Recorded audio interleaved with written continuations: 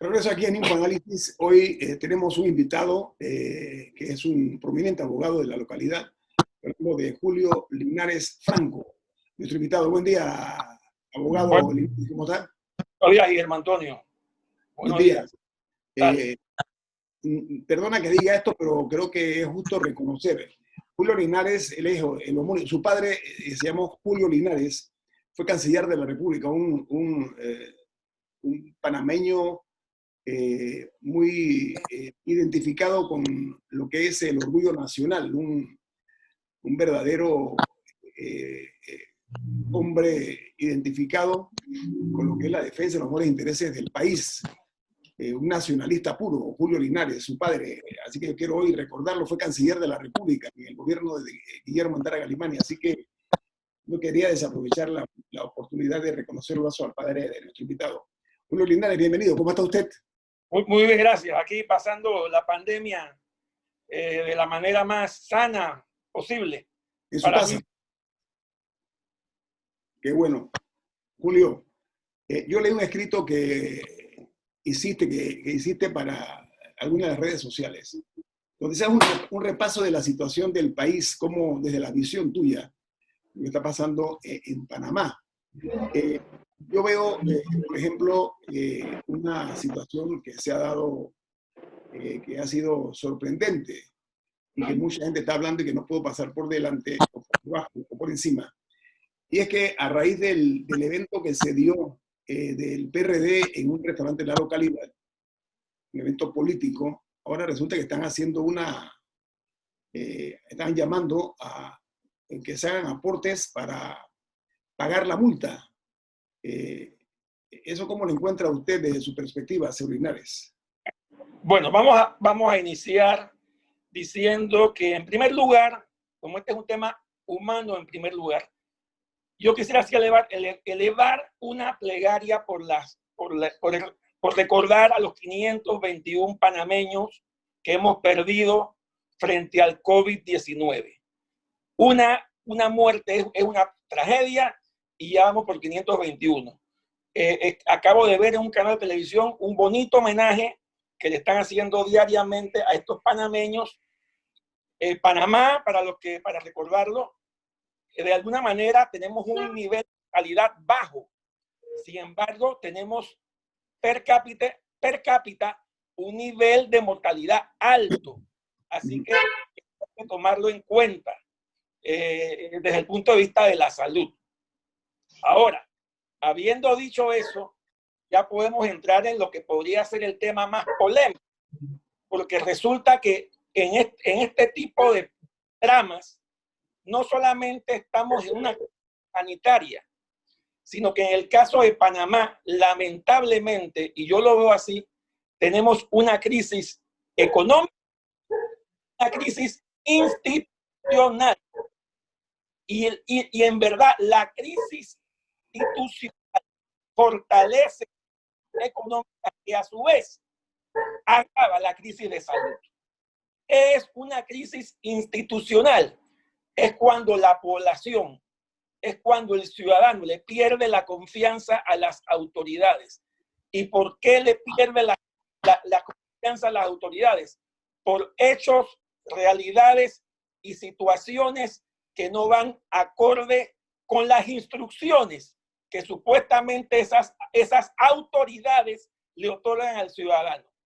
Y de alguna manera lo que sucedió el jueves pasado en el tema del restaurante y los diputados es que parece mentira que después de tanto tiempo de estar instruyendo a la población para actuar de alguna manera, de repente, con el aval de las autoridades, las propias autoridades incumplen sus propias normas. Entonces, eso es peligroso y eso es delicado.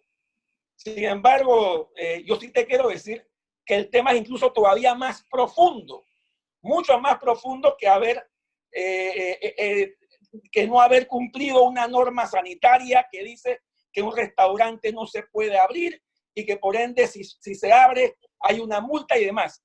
El tema es mucho más profundo. ¿Por qué? Y vámonos al inicio de los decretos.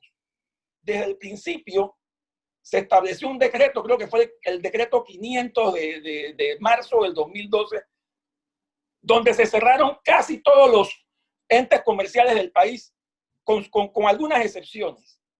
Pero lo interesante es que en la República de Panamá, y nosotros somos un país de derecho, la única norma que te permite de alguna manera suspender, no eliminar, suspender las garantías fundamentales es el artículo 55 de la Constitución, por el cual se establece un estado de urgencia.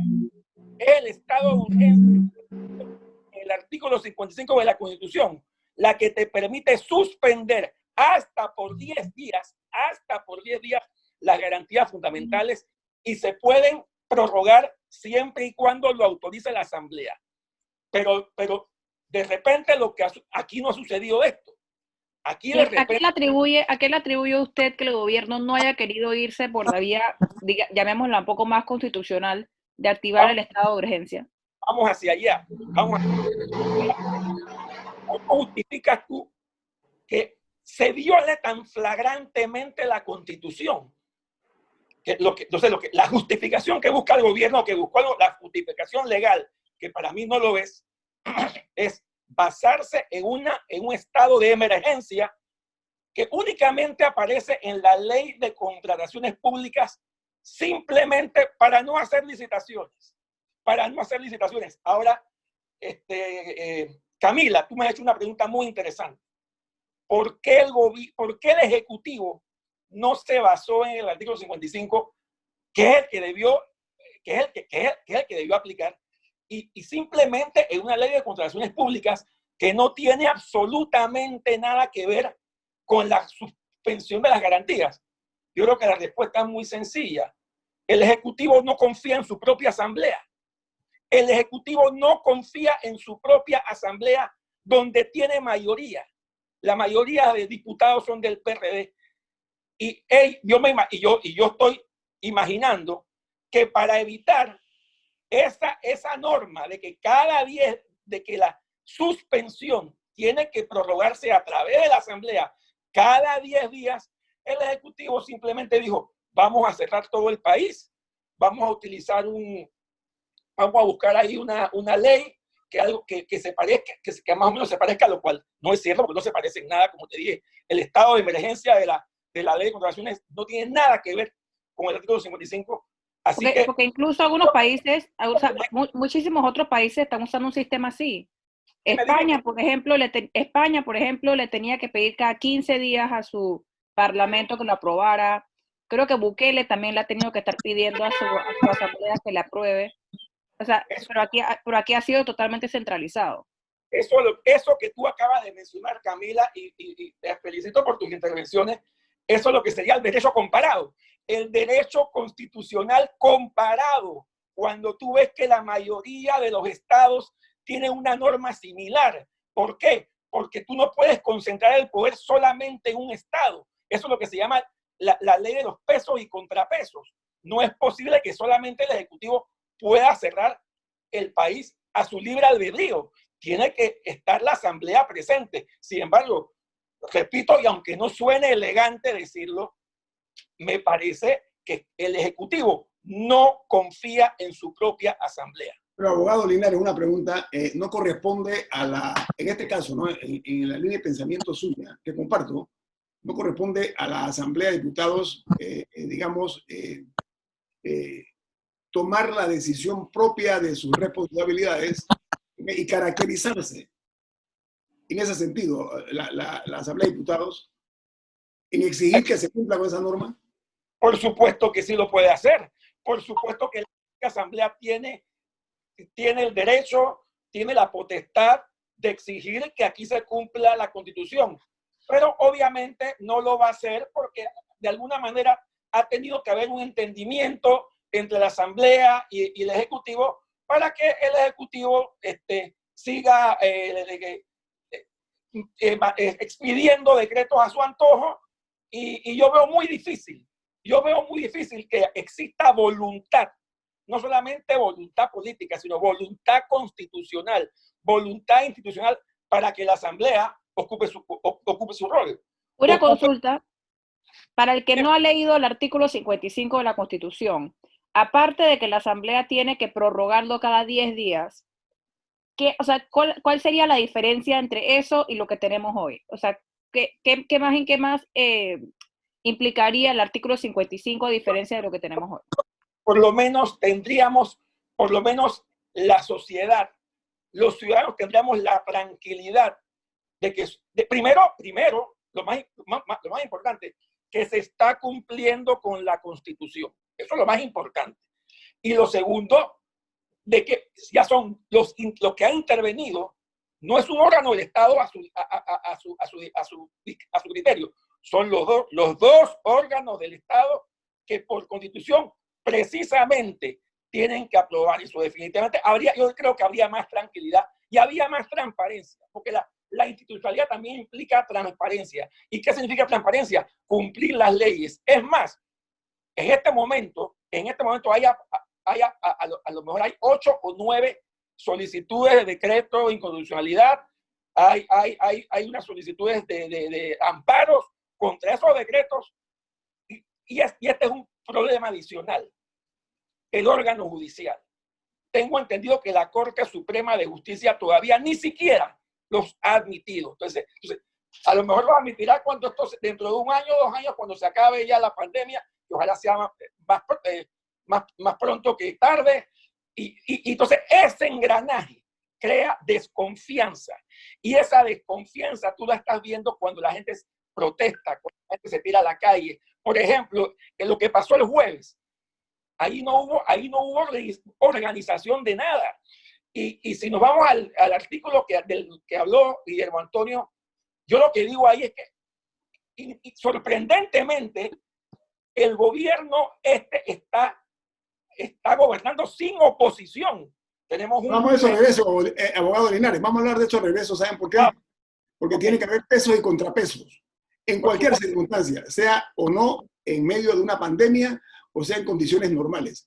Hay una obligación ciudadana por parte de los equipos políticos, lo que hacen los partidos políticos, de cumplir sus funciones. Nunca pueden estar ajenos a esa responsabilidad. Hablamos al regreso porque se está gobernando sin una oposición ni responsable ni irresponsable. No hay oposición. Hablamos al regreso con el licenciado Julio Linares aquí en Info Análisis, un programa para gente inteligente. Bueno, realmente es un imperativo categórico que un programa de esta naturaleza analice el acontecer nacional de una manera realmente objetiva, pero emitiendo y respetando criterios en contrario. Por supuesto, es un programa para gente inteligente. Lo que está ocurriendo, decía el invitado, el abogado Julio Linares, que se está gobernando sin oposición, señor Murgas. Bueno, es lo que pareciera una ventaja para el presidente Cortizo se convierte en una desventaja, porque el tener una mayoría solitaria, o sea, solo su partido, el PRD, hace mayoría en la Asamblea.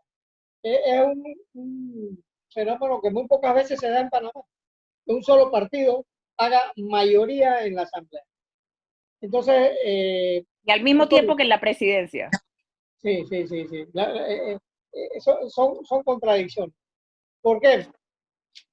Porque nosotros tenemos que analizar la difícil situación de lo que está pasando. ¿Por qué? Porque todo lo que haga el PRD no tiene una sola tonalidad. Hay gente de izquierda, de derecha, de centro. Ahí se acaba de dar un acto de indisciplina o de la popular diputada Zulay, electa en el cargo de ahora que se estaba formando la junta directiva de la Asamblea, Guillermo. Entonces, eso demuestra que los partidos no son... cuando un partido tiene una mayoría, es una responsabilidad muy grande, porque el partido tiene que actuar unitariamente. Pero, y eso es muy difícil, encontrar una unidad total dentro de un partido. Sí, Murga, pero la realidad, y que me parece a mí, de los resultados que estoy viendo, es como una apuesta a la negación de la realidad que hay, que raya más que todo en la frivolidad de cara a lo que estamos viendo, lo que dice el abogado Linares. Hay un tema... La oposición en este país, yo no estoy hablando de hacer política, atención, no. La oposición tiene un rol en las buenas y en las malas. Es una responsabilidad que tiene la oposición en todos los países. ¿Saben por qué? Porque crea peso y contrapeso. Es lo que usted está hablando, el partido gobernante tiene un problema adicional. Ajá. Que al tener prácticamente todo, el Ejecutivo domina la Asamblea, las alcaldías más poderosas, incluyendo la de Panamá, la mayoría de los representantes dominan el municipio. Al tener todo, no hay excusa para que al final diga, es que había ingobernabilidad, es que yo tenía que hacer negociaciones. Mentira, si lo tienes todo, a diferencia de la mayoría de los gobiernos anteriores que tenían que estar negociando y pagando y recibiendo. El PRD todavía tiene ese problema adicional, que no va a tener excusa para decir, es que yo no podía porque tenía minoría. Mentira. Entonces, yo también quería traer a colación en este momento un comentario que hizo Camila fuera de cámara, en el sentido de que cuando cada 10 días se debe prorrogar el tema de las garantías fundamentales, porque eso no lo dije yo, ella nos lo recordó fuera de cámara, el gobierno tiene que justificar lo que está sucediendo. Y el problema que ha habido aquí es que, y quiero echar para atrás y quiero entrar en el tema de salud nuevamente, porque yo soy de la opinión que hasta cierto momento el tema de salud estaba siendo llevado extremadamente bien por la ministra de Salud.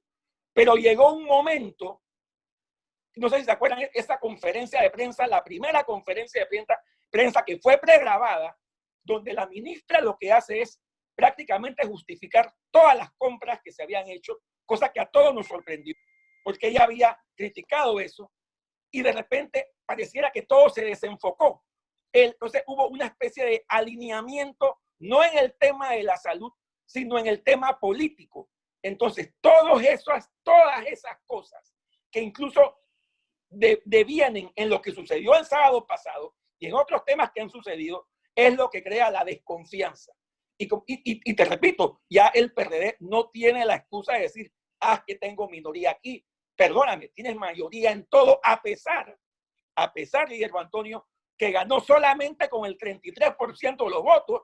No olvidemos eso. O sea, podrá ser un partido políticamente débil desde el punto de vista electoral, pero institucionalmente es un partido fuerte porque lo tiene todo. Entonces, oiga, abogado Linares, un colega suyo que fue incluso viceministro de su padre, cuando su padre fue canciller, emite una opinión. Estoy hablando del abogado José Raúl Mulino, que fue ministro de Estado. Dice José Raúl Mulino, en lo que estamos hablando, dice, la agenda de los partidos pasa por el control de los partidos por sus diputados que lo controlan. Parte de la nueva oposición partidista es eso. Los diputados controlan a los partidos, que está diciendo el abogado Mulino. En mi opinión, craso error. Precisamente eso es lo que está confundiendo a las personas que pretenden ocupar un cargo público de importancia y al mismo tiempo ocupar un cargo público en el partido. Y el ejemplo lo acabamos de ver con la ministra de Trabajo y con la ministra de Salud. Una de ellas... Y la ministra consejera de Salud. Bueno, la ministra consejera que ahora es mantequilla, pero sí es verdad, está ahí metida. No, no es mantequilla. Ella también está en el CEN del partido. No, oiga, abogado Linares, ella es parte del CEN del partido PRD, no se equivoque. Peor todavía. Entonces, claro, una de ellas, creo que ellas solamente han hablado, ellas no le han hablado al panameño, al pueblo panameño. Ellas dieron una entrevista a CNN en español y una de ellas dijo que es que la firma que dio fue como miembro del CEN del partido y no como ministra de Salud, perdóneme. O usted es lo uno o usted es lo otro. Es indisoluble. Esa relación es indisoluble. Pero de Salud del ministro en un día y el otro día ministra del CEN. No, eso no puede ser. Sí. Esa confusión nos está trayendo esto, está acabando con la institucionalidad de este país. Esa confusión, eso no puede ser. Los que manejan el CEN deben ser personas ajenas a cargos públicos. Ajenas a cargos públicos. Es mi opinión. A lo mejor no todo el mundo esté de acuerdo. Señor Murgas. Bueno, yo estoy de acuerdo. Yo creo que una de las cosas que cuando se ideó el PRD fue buena era que el CEN de la gente que estaba en el CEN del partido no tenía cargos públicos. En el gabinete. Cuando nació el PRD, el CEN, bueno, estábamos en un gobierno militar y el gobierno los militares querían democratizar, y qué mejor ejemplo que democratizarse ellos mismos. Entonces crearon un CEN, pero la característica número uno se desvirtuó del CEN. El CEN era Nicolás González Revilla, Gerardo González y Ascanio Villalaz, que era un cuadro político de la izquierda, pero ninguno ocupaba puestos públicos. Guillermo, eso fue un buen ejemplo, porque hasta los partidos de oposición los partidos estaban clausurados. Hay que recordarse que los militares actuaron por la libre. Aquí no había partidos políticos. Y entonces, cuando abren con sus partidos, crean un ejemplo a la ciudadanía, y mucha gente de la entonces oposición alababa el manejo partidario que tenía el PRD. Ahora, pero ese manejo partidario se dañó en el camino. Ahora, señor Murgas, nada más una precisión pública. Porque hay un ejemplo que lo quiero dar aquí. El presidente Cortizo no aparece. Entonces, eso también le está haciendo daño al país. Genera mucha especulación. Genera especulación. Sí, genera demasiada especulación. No, hay personas cuestionando hasta su estado de salud. O sea, la gente verdaderamente se siente desamparada. Sí, yo creo que es preocupante, y te lo digo con toda sinceridad, porque yo conozco de alguna manera amigo de los Cortizos, de Raúl, de Roy, o sea, conozco esa familia, he estado en esa casa de Betania hace años, conocí a la mamá de ellos, son gente de bien, son gente seria, y sí preocupa que hoy Nito Cortizo, una persona de nuestra más alta estima y respeto, nadie sepa dónde está, cuando incluso los que no votamos por él queremos ver a un presidente actuar, no importa quién sea. Lo importante es que es el presidente de todos los panameños, y lo queremos ver con su voz firme, con su voz directa, diciendo hacia dónde, a qué rumbo va a tomar este país. O sea, sí preocupa el hecho de que el presidente tiene varios días que no aparece, y lo más probable lo vamos a ver el próximo 1 de julio en el mensaje a la nación. Oiga, abogado, tiempo para eso. Oiga, abogado Linares, a ver, en este momento de la política ha ocurrido algo que ha generado mucha opinión. Se trata de una mujer con carácter volcánico. Estoy hablando de la diputada Zulay Rodríguez. Ella ha sido casi que una voz distante en la distancia, porque en muchas ocasiones choca con sus propios colegas diputados. Es una crítica de su partido, y está pagando el precio yo diría, de la disidencia. ¿Usted cómo ve eso? Y le da una oportunidad de ir a la oposición a la señora Rodríguez desde el punto de vista a futuro. Ojo. Es más, yo creo que no es la única. Yo creo que hay 2 diputados que van en esa línea. Ajá. ¿Cuál otro? ¿Cuáles son los otros?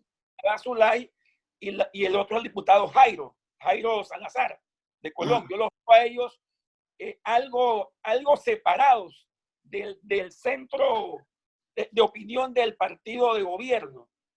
Yo lo que creo, de repente en el caso de la diputada Rodríguez, yo creo que incluso ella entró al PRD hace unos 10 años, no hace mucho, tal vez hace incluso menos, cuando se tiró para diputada, que quedó como la más votada en aquella ocasión en San Miguelito, y tal vez ella puede que ya no tenga las raíces tradicionales de ese partido. Y es una mujer joven que tiene otra forma de expresarse, otra forma de pensar. Y sí, pareciera que ella está yendo por otro camino, y la prueba está lo que acaba de pasar, que perdió la primera vicepresidenta con otra candidata.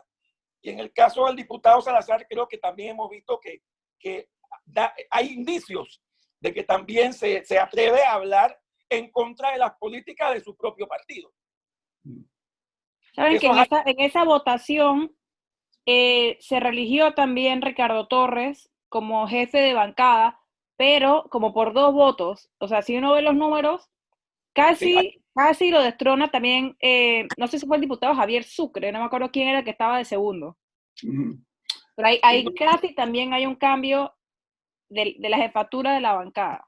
Yo no creo que, es más, yo creo que hay mucho descontento en el PRD. Yo tengo la impresión que hay mucho descontento de personas del PRD, porque uno lo ve en las redes sociales, personas que votó abiertamente por el presidente actual, lo defendieron a capa y espada, lo cual está muy bien desde el punto de vista respetuoso. Uno tiene amigos, este país es muy pequeño, uno tiene amigos en todos los partidos políticos y en todos lados, y hoy el discurso de esas personas que votaron por este gobierno, sea o no sea el PRD, es muy diferente.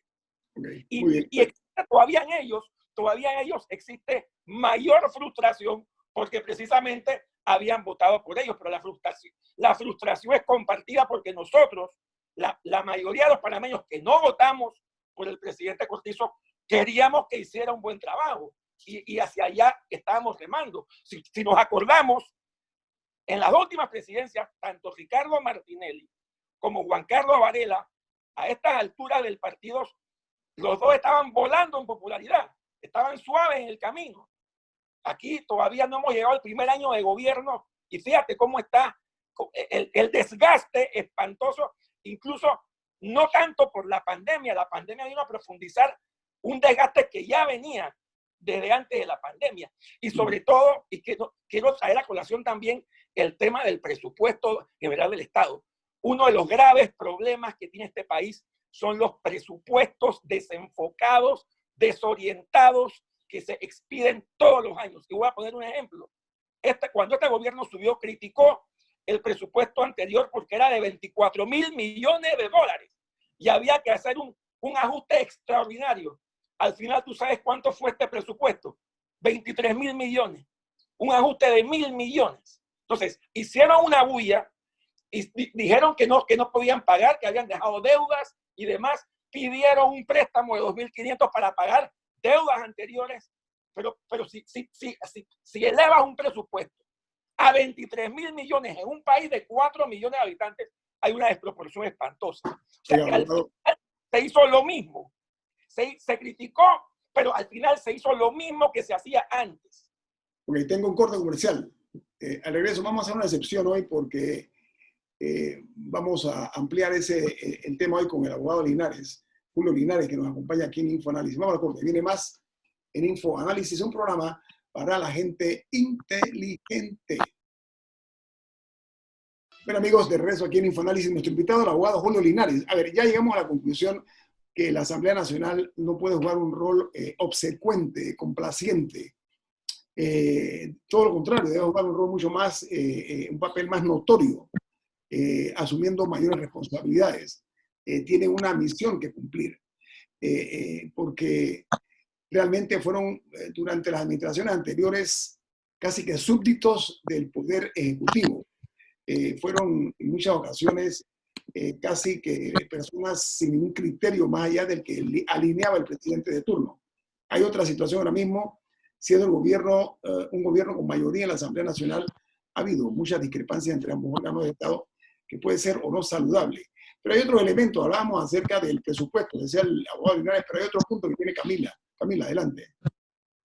Sí, otra cosa en la que ha adolecido este gobierno ha sido en sus comunicaciones, pero de manera grave. O sea, comunicación y transparencia, que no son lo mismo, pero están relacionados. Y ayer el país fue testigo, bueno, algunos ni se molestaron, pero de una cadena nacional de como media hora de autobombo y como un pool y reportaje para decir lo máximo que es el gobierno, y luego para después presentar una plataforma y escuchar un mensaje del presidente, creo que o sea, de un par de minutos si acaso, en lo que no se refirió a ninguno de los grandes problemas que está viviendo este país. Nada más para decir que la educación es importante, que bien que hicieron esa plataforma Esther, que es como la nueva estrategia del gobierno, y que la plataforma se llama Por su mamá. O sea, eso es lo que aprendimos ayer después de una cadena nacional de media hora. Y me pareció, empezando por un abuso de la figura. ¿Usted la vio? Sí, la vi. Y sí me gustaría comentar también que yo puse un tweet al respecto. Y si uno ve los comentarios, la gente lo que le hizo recordar eso fue Todo por la Patria. Que yo nunca vi Todo por la Patria porque yo no viví esa época.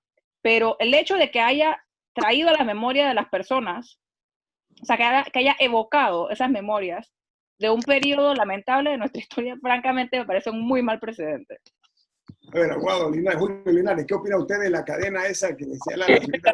Mira, yo, primero que todo, concuerdo prácticamente con todo lo que dijo Camila, así que no lo voy a repetir. Yo voy a ser de repente un poquito optimista. Luego de las palabras de Camila, un poquito optimista en el sentido de que por lo menos vimos ciertas ONGs de carácter privado, estaban los canales de televisión apoyando y demás.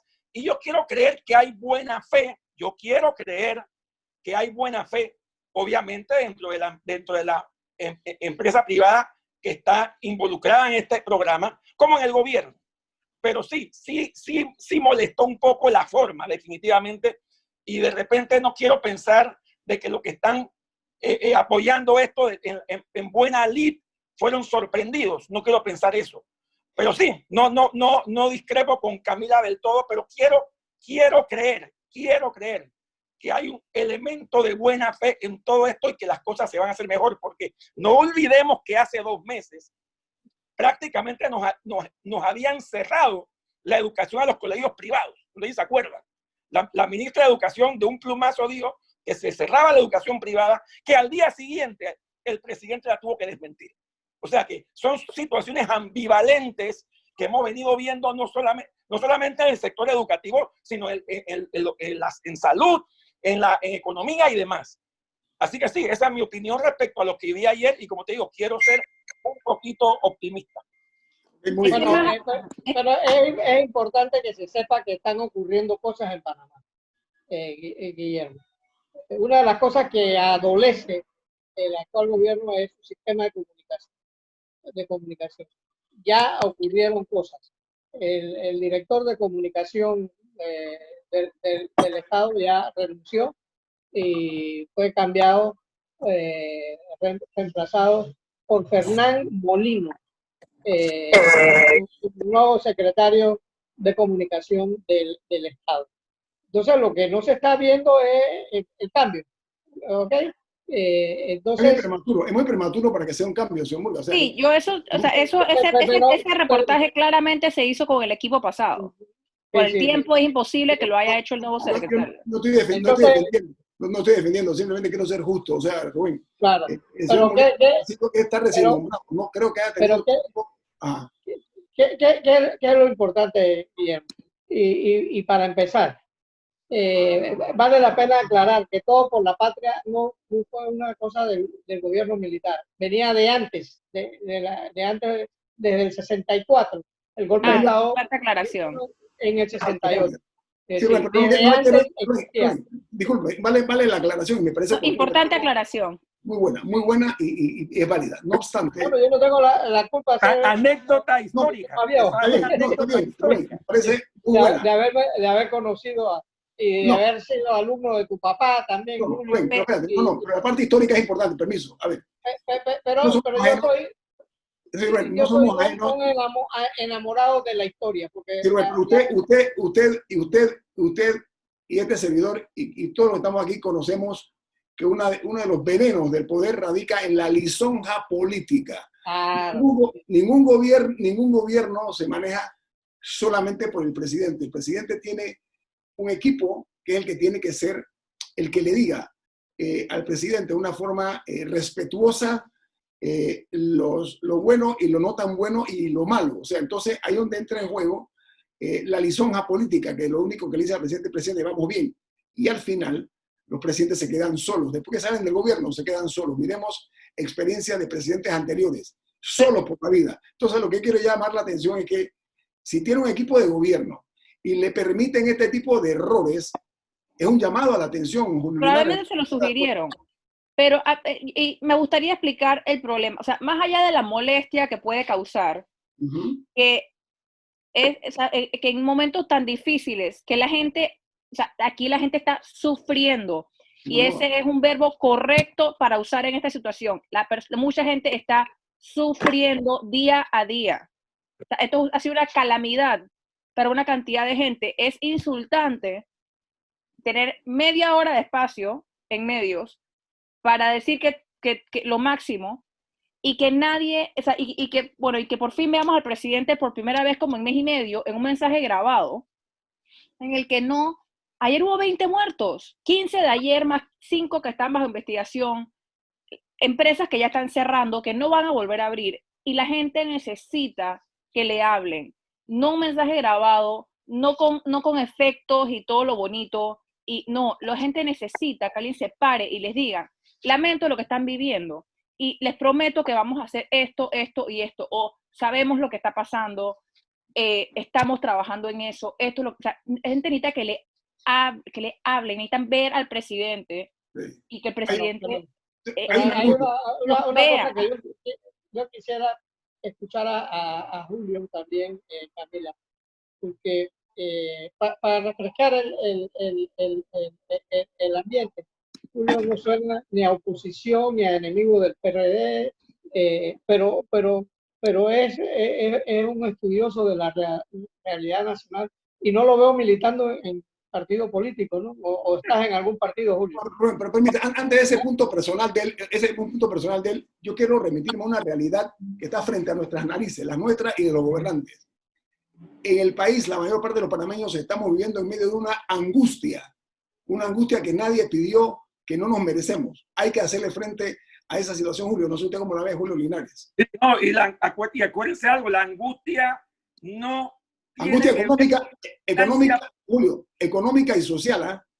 La angustia económica, institucional, política, de salubridad no tiene nada que ver con la militancia o no en un partido político. Nada. Eso es claro. Y los panameños tenemos la obligación de ejercer nuestra ciudadanía, no ser súbditos de lo que nos gobiernan, porque eso es otro. Porque a veces quienes piensan que son los gobernados es porque somos súbditos. No, somos ciudadanos.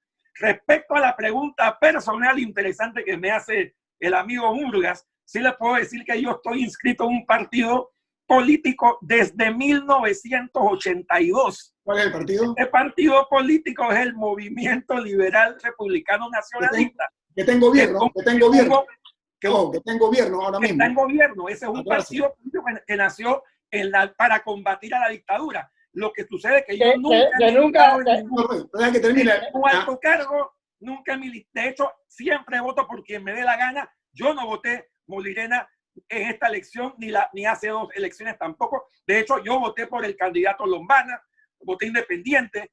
Así que no es el hecho de cubrirte con un partido, es el hecho de que tú tengas una mentalidad independiente, que tú puedas votar por quien tú quieras. Yo no soy militante.